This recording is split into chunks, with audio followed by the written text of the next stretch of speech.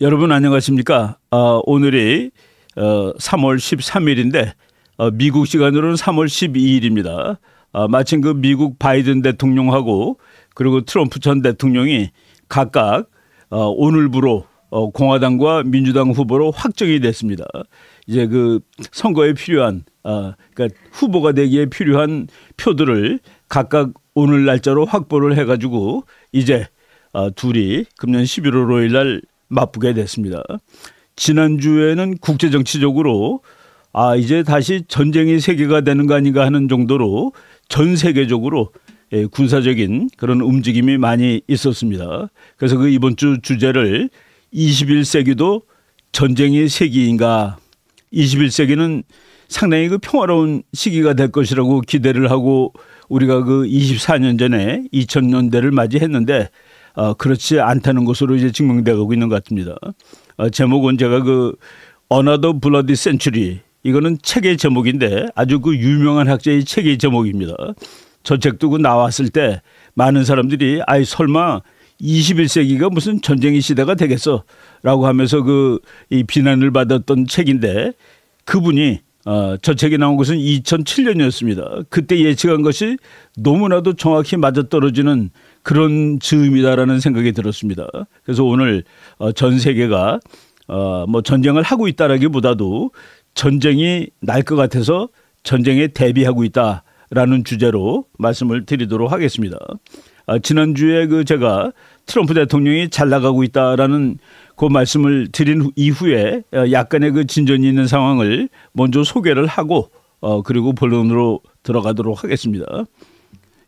바이든 대통령이 3월 7일이죠. 그 월요일 날 제일 중요한 연설이라고 말할 수 있겠습니다. 1년에 한 번씩 하는 대통령의 State of the Union Address라는 것이 있는데 거기에서 그 연설을 했습니다. 바이든 대통령이 엄청나게 허약해 보이는 그런 사람이었는데 1시간 내내 아주 씩씩하게 큰 목소리로 소리를 질러댈 정도로 연설을 했습니다. 그럼에도 불구하고 바이든의 지지는 별로 올라가고 있지는 않은 것 같아요. 그래서 바이든하고 트럼프가 뭐 경제라든가 뭐 범죄 문제라든가 뭐 이민이라든가 인플레이션이라든가 이런 모든 문제에서 앞서고 있다. 트럼프가 앞서고 있다. 여러분들이 뭐 숫자를 보시면은 뭐 경제가 제일 중요한데 37%대 49% 이렇게 뭐 한참 앞서고 있는 이런 상황이 지속이 되고 있습니다. 바이든 대통령이 그 연설을 하는데 그 뒤에는 상원의장과 하원의장이 앉습니다. 이건 뭐 미국의 전통적인 관례인데 상원의장은 부통령이죠. 부통령은 그래도 박수도 치고 일어섰다 앉았다 했는데 그 뒤에 하원의장 공화당 하원의원입니다. 존슨 하원의장은 참 고개를 설레설레 흔들면서 말이 되지 않는다. 아주 그 언짢은 표정을 1시간 내내 짓고 있는 그런 모습을 봤습니다. 월스트리트 저널에서는 이렇게 나왔더라고요. 조 바이든, 올드 옐러. 그러니까 조 바이든 대통령은 나이 많은 옐러는 과음 지르는 사람, 소리 지르는 사람이다, 이런 뜻입니다. 어떤 특별한 내용이라기보다도 트럼프 대통령을 전임자라는 말을 열몇 번이나 썼는데 전임자가 잘못하고 자기는 잘하고 있다라는 내용으로 얘기를 했는데 미국 국민들이 그렇게 생각하고 있는 것 같지는 않아요. 그 연설에 대해서 공화당 상원의원인 그 상원의원이 평가를 했는데 dithering and diminished. 그러니까 그 영어로 해석하면은 안절부절하다가 이제 디더링입니다. 그러니까 바이든 대통령은 안절부절하고 그리고 허약한 모습을 보이고 있다. 뭐 그 올바른 평가라고 저희들이 이렇게 들었을 때도 그런 느낌을 받으면서 들었습니다. 폭스뉴스는 뭐 트럼프를 지지하고 바이든을 반대하는 그 방송인데 여기에서 제시 워터스라는 저 사람도 방송을 참 시원시원하게 하는 사람입니다. 그 사람은 이렇게 얘기했습니다. 바이든 just screamed. 바이든이 그냥 소리만 질렀는데 1시간 동안 소리를 질렀는데 그 이유는 자기가 아직도 살아있다는 것을 과시하기 위해서다라고 아주 잔인한 혹평을 하는 것을 봤습니다. 그러니까 살아있음을 과시하기 위해서 소리를 질렀는데 지금 미국 사람들은 저거 하기 위해서 뭐 우리말로 하면은 그 아편 맞았다는 얘기 있죠. 그 힘이 없을 때 그냥 강심제 맞고 한 거다라고 이렇게 그런 조롱하는 그런 얘기도 나오고 있을 정도입니다. 하여간 뭐 최근에 다시 여기저기서 연설하는데 그 프롬프터를 잘못 읽어가지고 헤매고 그러는 모습을 또 계속 보이고 있는 중입니다. 예. 미국 사람들, 우리나라 방송에서는 미국 국민들이 분노해서 누구도 찍을 사람이 없다라고 하는 것이 바로 저 여론조사를 본 것 같아요. ABC에서 조사를 했는데 도널드 트럼프가 잘한다가 36, 조 바이든이 잘한다가 33, 둘 다 못한다가 30. 저걸 보고서 뭐 미국 국민들이 이제 화가 났다라고 하는데 지금 대통령은 한 표라도 많은 사람이 되는 겁니다. 그리고 현실은 지금 두 사람 중에 한 사람이 되는 겁니다. 도널드 트럼프가 유리하다라는 그 데이터라고 보시면 되겠습니다. 제가 이제 캡처를 하다가 잘못해서 눈을 감고 있는 장면인데 저 칼 로브라는 사람은 진짜 그 천재 같은 사람입니다. 그러니까 방송에 나올 때마다 자기가 데이터를 다 써갖고 나오는데 ABC 입소스 폴을 보니까 바이든은 이미그레이션은 그 이미 문제죠. 잘한다가 29, 못한다가 68, 인플레이션 잘한다가 31, 66. 뭐 이런 식으로 도무지 지금 가장 큰 선거 이슈들 중에서 잘하고 있는 것이 하나도 없다라는 식으로 바이든이 아주 불리할 거다라고 이제 해설하는 그런 장면입니다. 저 사람은 1년에 책을 한 200권 이상씩 뭐 쉬지 않고 읽는 아주 머리 좋은 전략가인데 옛날에 그 아들 부시 대통령 때 백악관에서 이제 근무했던 그런 사람입니다. 예, 오늘 제 이 강의에 본론으로 들어갈 텐데 국제정치학자들, 역사학자들 그 사람들한테 우리 지구의 역사, 인간의 역사에서 가장 잔인했던 세기를 친다면은 어느 세기냐? 뭐 거의 대부분 학자가 20세기가 제일 잔인했다라는데 다 동의하고 있습니다. 20세기는 1900년서부터 1999년까지를 얘기하겠죠. 20세기는 세계 벽두에 러일 전쟁이라는 전쟁이 일어났습니다. 그리고 1차 대전, 중일 전쟁, 2차 대전, 냉전 시대 때 한국 전쟁, 월남 전쟁이 일어났고 그리고 중동 전쟁이 여러 번 일어났고 걸프 전쟁 등 정말 문자 그대로 사상 최악의 전쟁 시대가 20세기였다라는 데 대부분이 동의합니다. 그리고 20세기가 끝날 무렵에 소련이 망했죠. 그래서 이제 핵전쟁은 앞으로 없을 거다라는 그 낙관적인 시점이었습니다.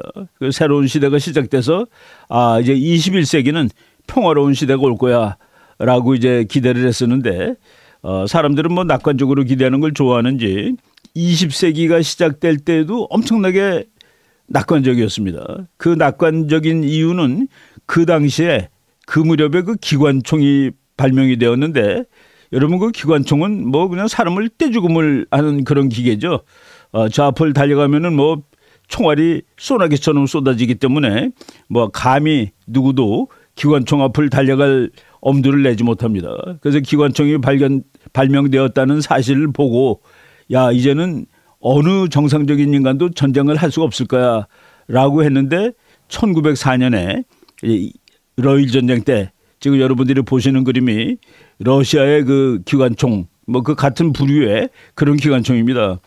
일본 군인들이 저 총알이 그냥 소나기처럼 억수로 쏟아지는데도 달려가는 모습을 보고 전 세계 사람들이 그때 참 뭐 입을 다물 수가 없었습니다. 저렇게 총알이 비오듯이 달려가는데도 비오듯이 쏟아지는데도 달려가는 그런 군인들이 있구나라는 사실에 놀랐죠. 저거보다 더 무서운 무기가 나온 이후에도 인간들은 계속 싸우고 있습니다. 그런데 뭐 낙관론이 이제 많이 풍부했는데 여러분들이 보시는 저 학자는 존 뮬러라는 오하이오 대학 교수입니다. 제가 그 오하이오 대학에 전쟁에서 공부하러 갔을 때 이제 만나보고 그런 교수인데 이 사람은 엄청난 낙관론자입니다. 1989년에 그러니까 소련이 망하던 해죠. 그때 이제 Retreat from Doomsday라는 거는 핵전쟁 나서 지구가 다 끝난다. 그걸 둠스데이라고 그럽니다. 근데 이제 둠스데이는 이제 없어져서 우리가 둠스데이에서 그러니까 다 죽는 날로부터 벗어났지라는 아주 참 엄청나게 낙관적인 책입니다. 저기에 그 부제가 The Obsolescence 오브 메이저 워, 이제 강대국들이 전쟁할 일은 거의 없어라고 아주 낙관적인 책을 썼죠. 그리고 바로 2021년에도 뭐 제가 그 최근에 있는 책도 사서 읽어봤는데 또 스튜피디티 오브 워, 전쟁이라는 건 바보 같은 짓이다. 그래서 미국의 외교 정책은 이제 전쟁을 하지 말고 전부 다 타협이라든가 협상 그쪽으로 모든 것을 몰아가야 된다라고 얘기를 했습니다. 근데 이제 이렇게 낙관적인 생각을 가지고 있을 수 있는 거는 여러분 그 유럽의 역사를 한번 보세요. 프랑스하고 독일하고 영국이 정말 그 밥만 먹으면 싸움하던 나라입니다. 정말 몇백 년을 그렇게 싸웠죠. 영국, 프랑스, 러시아, 독일 정말 날 새는 줄 모르고 싸우던 나라인데 21세기가 된다면 여러분 한번 영국하고 프랑스가 전쟁을 다시 한다? 영국하고 독일이 전쟁을 하고 독일하고 러시아가 전쟁을 할까? 이걸 생각해 보면은 아예 전쟁할 리가 없지라는 그런 낙관론을 이제 가지게 합니다. 그래서 그 2000년 됐을 때 이제 적어도 이 조그만 나라들 이런 나라들은 싸울지 모르지만은 강대국들 사이에서 전쟁은 이제 끝났어. 그리고 이제 통계를 보니까 정말로 그 큰 나라들 사이의 전쟁은 없어요. 그래서 이제 드디어 인간은 전쟁이라는 수단을 이제 버리게 된 그런 좋은 세대를 맞이하게 되었다라고 이제 2000년이 시작되면서 많은 사람들이 그렇게 생각을 하게 되었습니다. 바로 그때 이제 2000년 세기 시작되기 직전입니다. 1990년에 소련이 망했어요. 그러니까 냉전이 끝났습니다. 그 냉전 때 얼마나 많은 사람들이 참, 이제 핵전쟁으로 다 죽을지도 모른다라는 그런 그 불안감에 쌓인 세월이 끝나는데, 그래갖고 아까 앞에 있는 책에서 그 뮤엘러라는 사람은 이제 둠스데이에서 우리는 이제 끝났다. 둠스데이는 오지 않는다라는 책이 나온 바로 다음 해 1990년 6월 달입니다. 8월 달입니다. 8월 달에 그 논문을 하나 발표를 했는데 논문 제목이 놀라워요.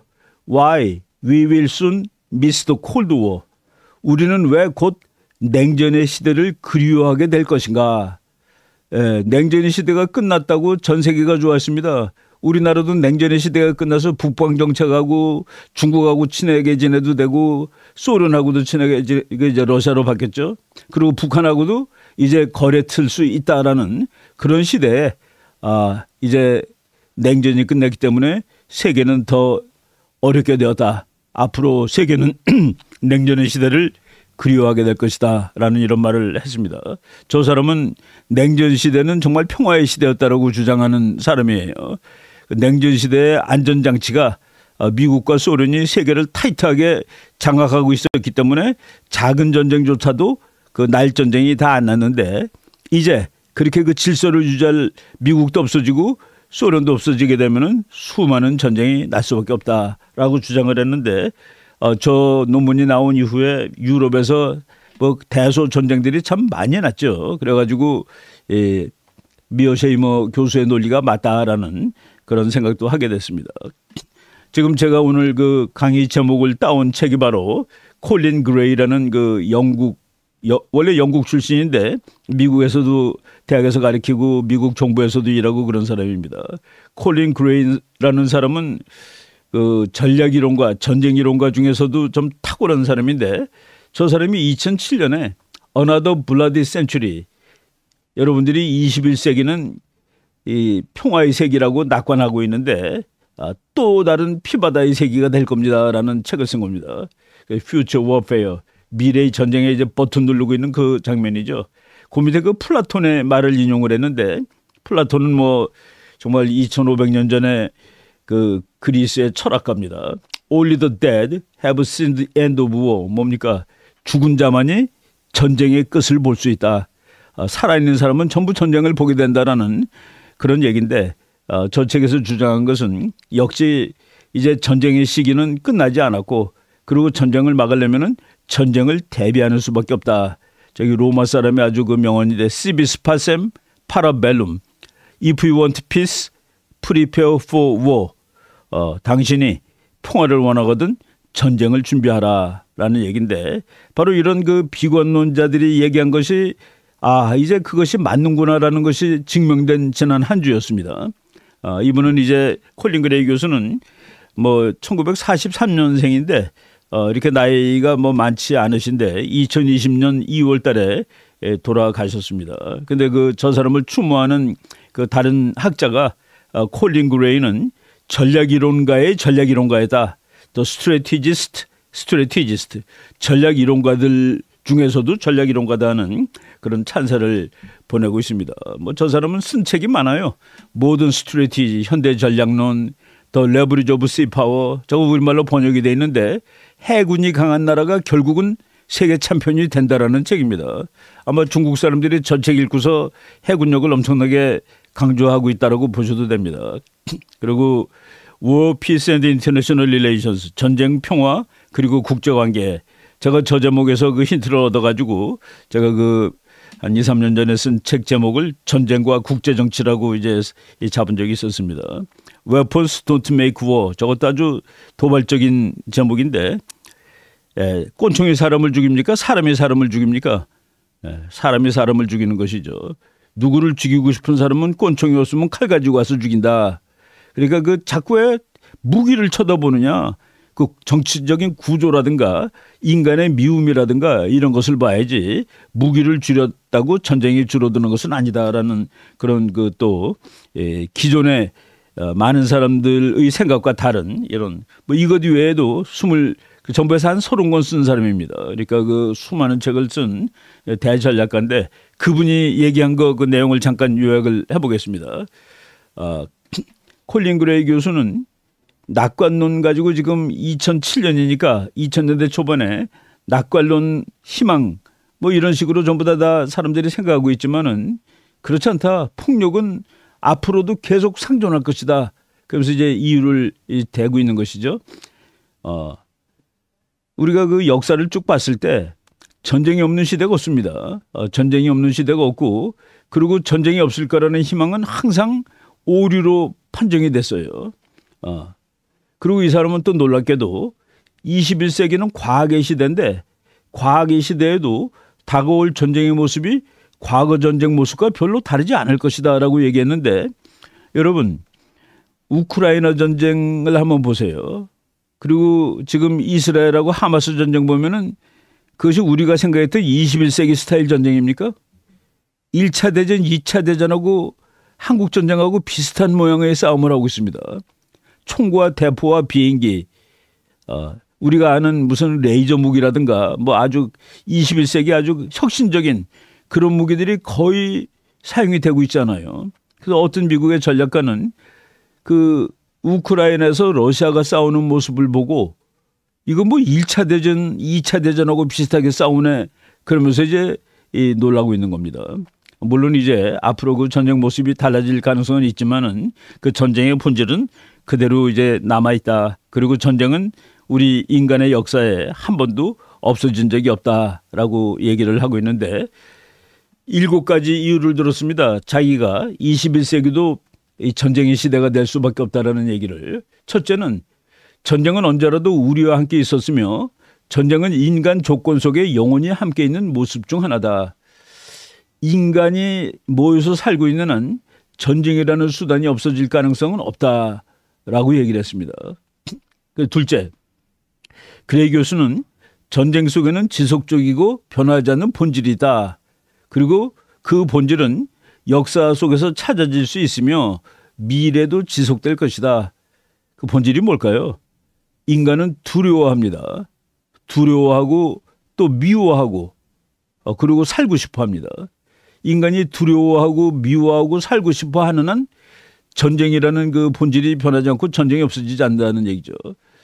그리고 셋째, 앞으로 당분간은 국가가 아닌 국가가 아닌 단위들, 하마스는 국가가 아니죠.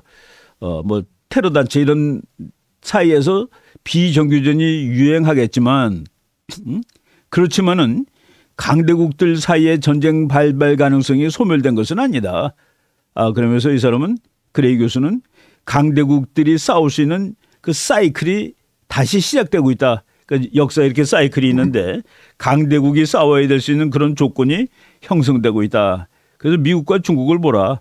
패권 전쟁이 곧 있을 거 아니겠느냐. 그리고 중국과 러시아가 한 축을 열어가지고 미국에 저항할 수 있을 텐데 이는 앞으로 다가올 심각한 전쟁 유발 요인이 될 것이다. 2007년에 나온 책에서 저렇게 주장을 한 겁니다. 그리고 넷째, 전쟁 발발과 전쟁의 성격을 규정하는 것은 비록 유일한 것은 아닐지라도 이거는 폴리티컬 콘텍스트, 정치적인 이유에 의해서 전쟁이 나게 돼 있는 것이다 라고 이제 얘기를 했습니다. 그 다음에 다섯 번째, 전쟁은 사회적이고 문화적인 성격도 가지고 있다. 전략적인 행동임은 물론인데 전쟁을 수행하는 공동체의 성격을 반영한다. 여러분, 그 우크라이나가 약한 나라죠. 우크라이나가 약한 나라인데 끝까지 싸우겠다고 그러는 겁니다. 그 전쟁을 수행하는 우크라이나는 공동체의 성격이 지금 반영되어 있는 것이죠. 여섯째, 전쟁은 선형적인 진화 과정을 거치며 변하는 것은 아니다. 선형적이라는 것이 이렇게 쭉 올라간다는 소리예요. 쭉 좋아진다. 이게 아니다는 얘기입니다. 예상하지 않았던 일은 항상 일어날 수 있다. 올라가다 툭 떨어질 수 있다라는 그런 얘기를 하는 겁니다. 일곱째, 국제제도, 국제법, 그리고 규범 및 윤리적인 수단을 통해 전쟁을 규제, 통제에 제한하려는 노력은 추구할 가치가 있다. 이거는 뭐 낙관론자들, 이상주의자들이 항상 하는 거죠. 그러나 이 같은 노력을 통해 얻어지는 효과는 언제라도 허약하며 위험한 것이다. 평화조약 맺어봤자 별로다. 평화조약 맺어봤자 별로라는 겁니다. 군비 축소 해봤자 별로다 이겁니다. 여러분, 군비가 많다고 전쟁이 더 나는 건 아니에요. 6.25 때는 북한군 20만, 한국군 10만이고 탱크고 뭐고 지금의 10분의 1밖에 안 됐는데 전쟁 났습니다. 근데 6.25 때보다 군대도 몇 배가 넘는 지금 남북한이 다 그런데 무기도 남북한이 6.25 때보다 수십 배가 강할 텐데 지금은 전쟁 안 나고 있잖아요. 그죠? 무기가 줄어들었다고 평화가 오는 것은 아닌 것이죠. 콜린 그레이가 강조하는 것은 전쟁의 정치적 성격. 지금 제가 한번 얘기했는데 반복하겠습니다. 국가들은 두려움. 그렇죠. 옆에 나라가 힘이 세지면 두렵죠.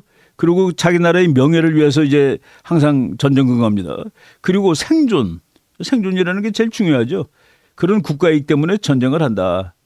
그러니까 다른 얘기로 하면은 콜린 그레이 교수가 전쟁은 없어지지 않았다는 얘기는 국가들이 그 본능, 살려는 본능, 명예로워지고 싶은 본능, 그리고 이웃 나라들로부터는 두려움, 이것이 다 그대로 남아있다는 얘기입니다. 그래서 전쟁을 하는데 그런 조건이 인간이 사는 한, 그리고 국가가 존재하는 한 쉽게 없어지는 것이 아니다.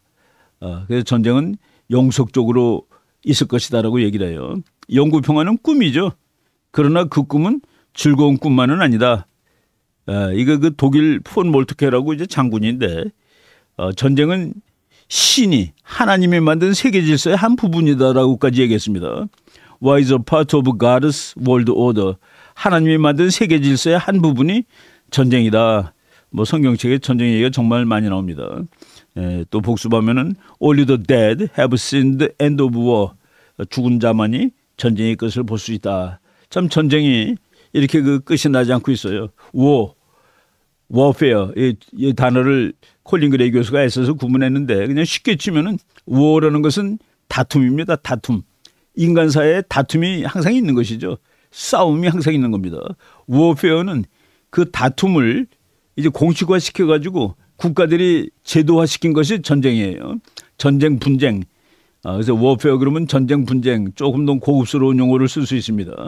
근데 싸움은 뭐 인간 사회에 어디 가나 있다라는 얘기인데 지난주에 전 세계적으로 그런 일들이 너무 많이 일어나고 있어요. 전쟁에 대비하고 있구나. 콜린 그레이가 말했듯이 전쟁에 대비해야 살 수 있구나라는 그런 노력들이 전 세계적으로 보이는데 바로 이제 어제 뉴스입니다. 대만이 말이죠. Developing Futuristic Laser Weapon, 레이저 웨폰이라는 거가 저거 개발된 지 한 30년 거의 돼 갑니다. 저거가 레이저포예요. 레이저포. 1996년 7월에 미국과 이스라엘이 공동 개발하던 무기인데 지금은 완성이 돼가지고 저게 어느 정도냐 하면은 여러분들 그 텔레비 보면 북한이 막 미사일 막 번쩍번쩍하고 막 쏘는 거 있죠. 다연장 포라고 쉬지 않고 쭉쭉 날아가는 포들. 그거를 맞춥니다, 제가. 그래서 날아가는 것을 하늘에서 다 터뜨려요. 그걸 THEL이라고 하는데 Tactical High Energy Laser. 우리말로는 뭐 어떻게 번역해야 될지 모르겠습니다만은 하이 에너지, 고에너지 레이저포를 대만이 만들었대요. 대만이 저거 만들면은 중국 배들, 중국 포들 저거로 다 맞출 수 있습니다. 예. 지금 여러분들이 보는 이 소련제 포인데 저게 카츄샤라는 아주 이름이 유명하죠. 지금 북한이 가지고 있는 장사포를 전부 다 카츄샤의 아류들이라고 얘기하면 됩니다. 저 카츄샤에서 쏘는 포를 레이저포로 THEL로 다 맞히는데 대만이 그거를 지금 만들었어요. 저거 우리나라에는 미국이 갖다 놨을까요? 갖다 놨다고 봐야지 맞는 말이겠죠. 저 미사일만 맞히는 게 아니라 대포알도 맞춥니다. 대포를 쐈는데 그 날아오는 대포알을 THEL 그 레이저로도 맞춘다라는 얘기를 해요. 지금 저 미국의 스트라이커라는 장갑차인데 저기에다가 그 THEL 레이저포를 달았습니다. 저거는 이제 대만 거는 사진이 안 나왔더라고요. 대만도 자기가 개발한 장갑차에다가 THEL 레이저포를 달았다라는 얘기가 나오는데 그 앞에 우리 그 기사의 본문에 친구가 도와줘서 만들었다. 뭐 친구 그러면 미국 아니면 이스라엘이겠죠. 미국이 도와줘서 만들었다라고 보시면 되는데 미국이 대만을 위해서는 상당히 그 놀라운 행동을 하는 것을 최근에 볼 수가 있습니다. 요거는 이제 그 북한이 뭐 엊그제 지금 한국하고 미국하고 지난주부터 이제 사상은 아니지만은 최근에 와서 아주 가장 큰 훈련을 벌이고 있습니다.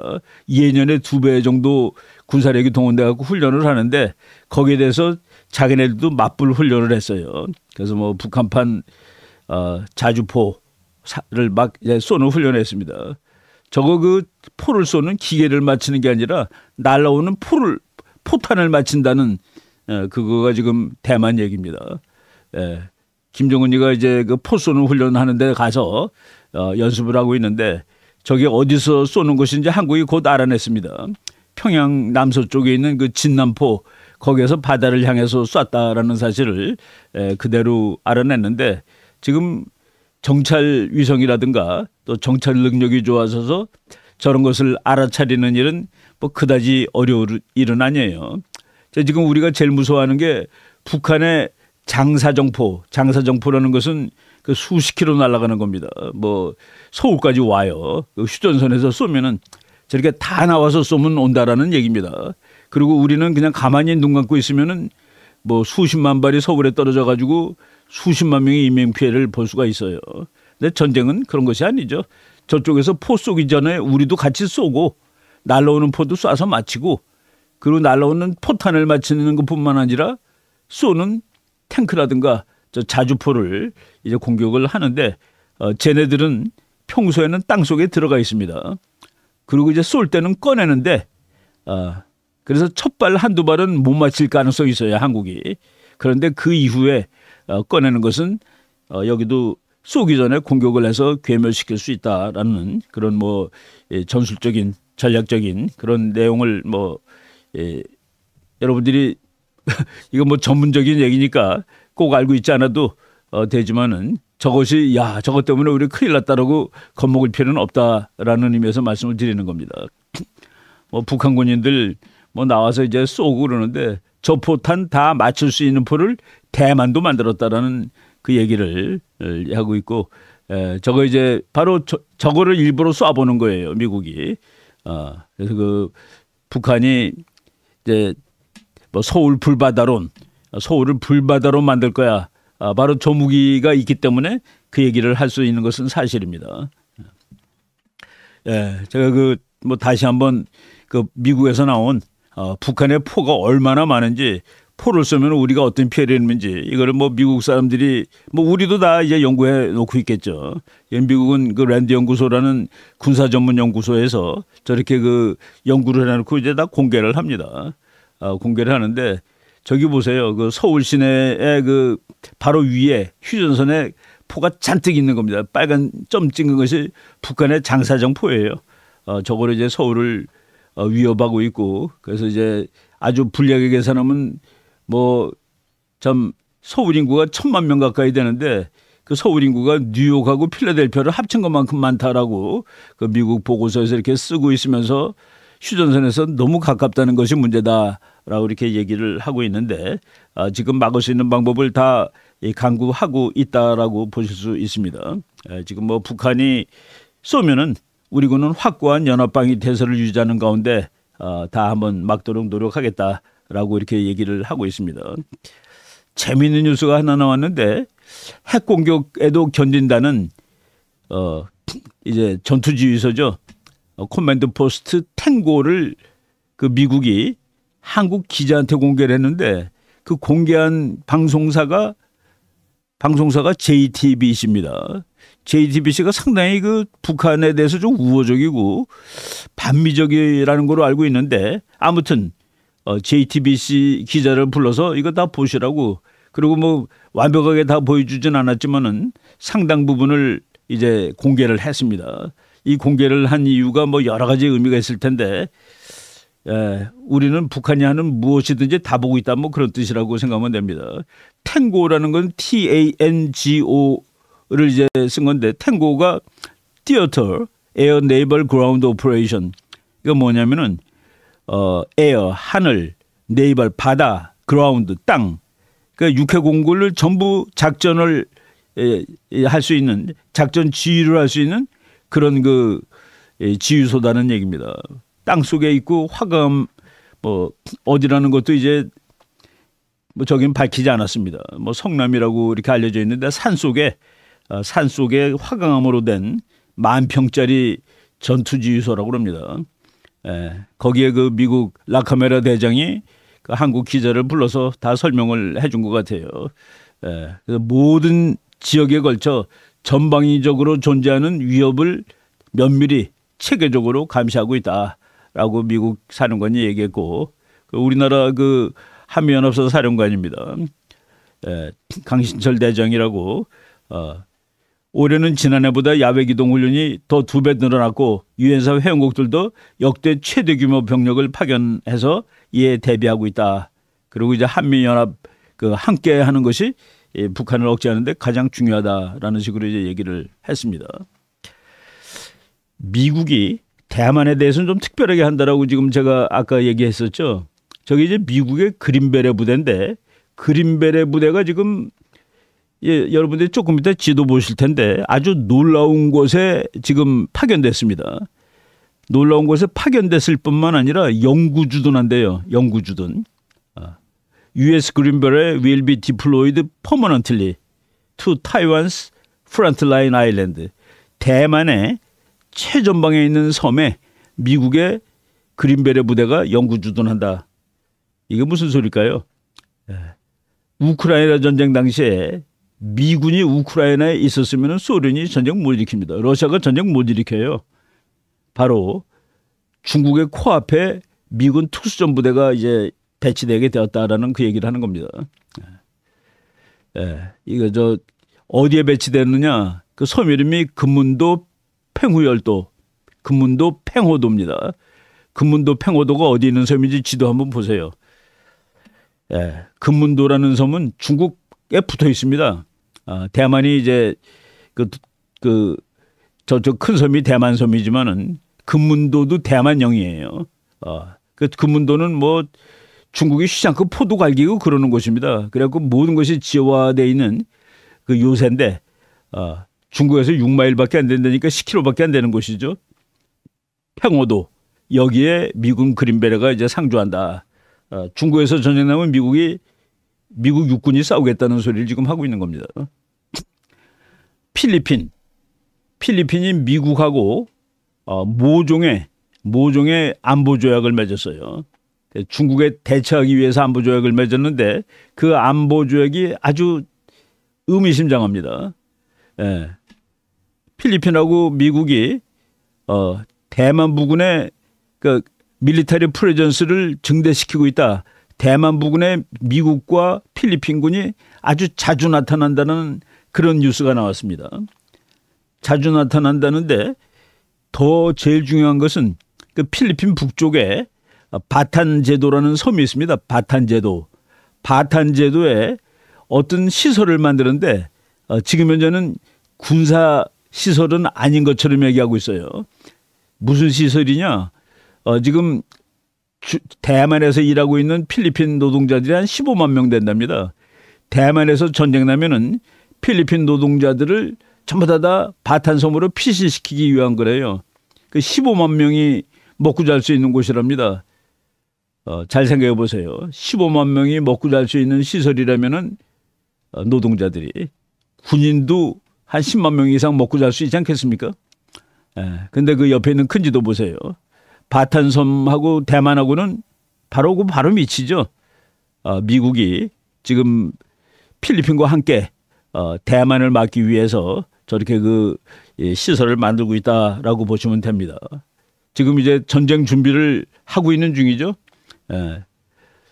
또 지난주에 나온 뉴스인데 America's new partner against China. 중국에 지금 미국이 맞짱을 뜨고 있는데 거기에 좋은 친구가 누구냐? 인도예요. 인도가 항공모함 2척을 가지고 지금 중국이 갖고 있는 거랑 비슷한 급입니다.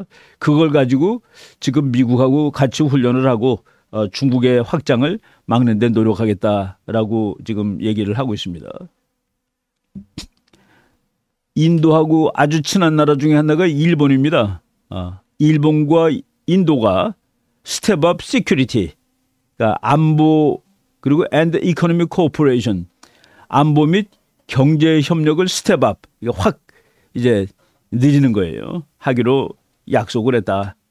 인도하고 일본이 거의 준군사 동맹으로 가고 있습니다. 이것도 다 3월 7일이니까 지난주에 일어난 일이죠. 트럼프 대통령이 우크라이나, 지금은 대만은 미국이 이제 군대로 가서 막겠다고 그랬다고 말씀을 드렸습니다. 지난번 3월 7일 날 미국 의회에서 한 말이에요. We will not walk away. 우리는 도망가지 않는다. We will not bow down. 우리는 꿇지 않는다. I will not bow down. 나는 꿇지 않겠다. 나 푸틴하고 싸울 거야. 라고 얘기했는데 2년 전에 전쟁 날 때 그때 많은 미국 사람들이 바이든이 엉성해서 푸틴한테 무시당했다. 라고 얘기를 했습니다. 전 세계 무대에서 독재자들, 깡패들한테 무시당하는 바이든 대통령 그랬는데 지금 전쟁 2년 하면서 자기는 물러서지 않겠다라고 얘기하는 거예요. 물러서지 않겠다라고 얘기하는데 전쟁 직전에 한 말입니다. 러시아가 우크라이나다가 군대를 잔뜩 갖다 놓고 있는데 바이든 대통령이 뭐라고 얘기했냐면은 우리는 Our forces are not and will not engage in the conflict in Ukraine. 미군은 우크라이나 전쟁에 개입하지 않을 것입니다. 라고 얘기한 거예요. 그러니까 러시아가 뭐 개입한다고 그래도 밀고 올지 모르는데 오라고 저거 뭐 환영사 써준 거 아니에요? 그런 식으로 얘기를 했었습니다. 그래서 그때 바로 2년 전 얘기죠.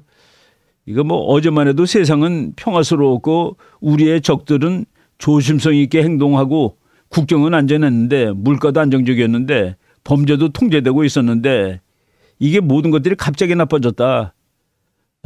근데 이렇게 나빠진 것이 조 바이든 때문이냐? 나는 그렇게 생각한다라고 리즈 피크라는 그 폭스뉴스의 그 해설하는 기자가 얘기를 했습니다. 그래서 그 바이든은 그때 이제 이미 78세죠. 지금 81세입니다. 금년에.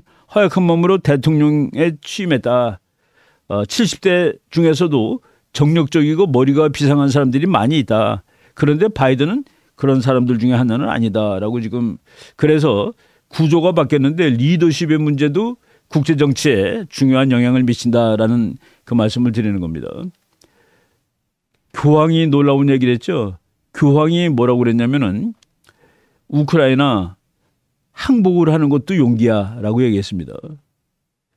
지금 우크라이나가 항복하지 않으면 뭐 이제 우크라이나가 계속 전쟁을 하면은 이길 수 없어요.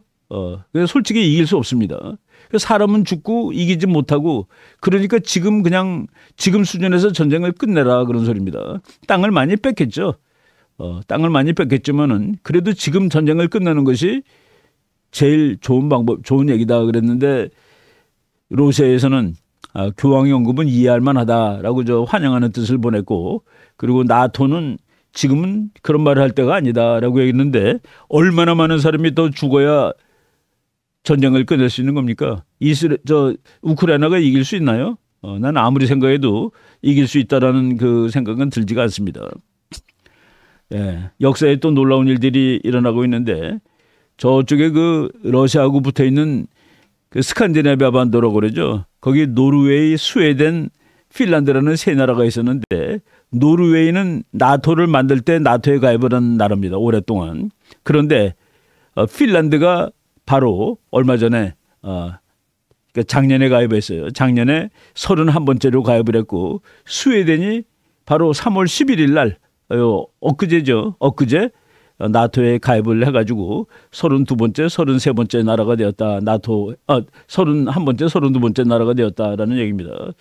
여기 깃발 보시면 전부 다 여러분들이 무슨 공통점을 볼 수가 있습니까? 전부 다 십자가가 있죠. 다 기독교 나라였다라는 얘기입니다. 그런데 저희가 그 몇 주 전에 방송했듯이 스웨덴이 앞으로도 기독교 나라로 남아 있을 것이냐라는 생각에는 좀 여러 그 의문이 듭니다. 그래갖고 스웨덴하고 핀란드가 나토가 정말 30년 만에 가장 큰 훈련을 했는데 함께 훈련을 했대요. 저렇게 훈련을 해야지 전쟁이 안 나는 겁니다. 이제 미국 트럼프가 대통령이 혹시 되면은 나토 지원 끊겠어라고 얘기하니까 스스로 지키려는 그 마음이 더 다급해진 것이죠. 이렇게 세계가 전쟁은 그냥 대비하지 않으면은 전쟁을 맞이하게 되는 이런 세계가 된 겁니다.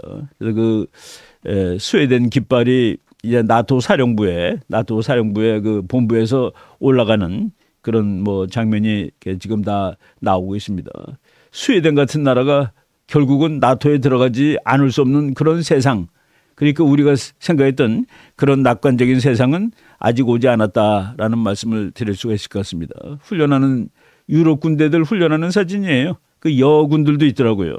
그 밑에 있는 그 사진 보면은 핀란드 국방장관, 저 군복 입은 사람이고 가운데 있는 사람이 노르웨이 국방장관, 그리고 맨 오른쪽이 스웨덴 국방장관 이렇게 모여가지고 훈련을 같이 하고 있다. 저 나라들이 훈련을 하는 세월이 다시 올 줄 우리가 몇 년 전에 몰랐습니다. 그런데 이런 세월이 왔고 그런 세월이 곧 올 거라는 얘기를 미어샤이머 교수라든가 콜린 그레이 교수라든가 이런 사람들이 이미 예측을 하였다. 예, 뭐 세상이 그렇게 움직이는 것이죠.